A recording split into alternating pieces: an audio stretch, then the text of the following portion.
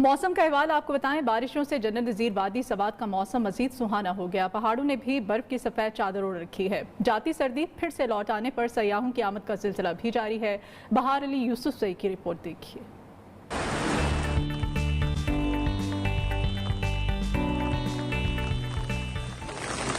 बारिश में भीगती बर्फपोश वादी सवात ने जन्नत के नजारे जमीन पर बिखेर दिए। पहाड़ों और मैदानों पर मुसलसल 3 दिन से बरसता पानी वादी के हुस्न को दो आतशा कर गया। हम लाहौर से आए, हमारा 3-4 दिन का ट्रिप था। सुना था ये जगह बहुत ज़्यादा प्यारी है और यहाँ पे हम फर्स्ट टाइम आए हैं।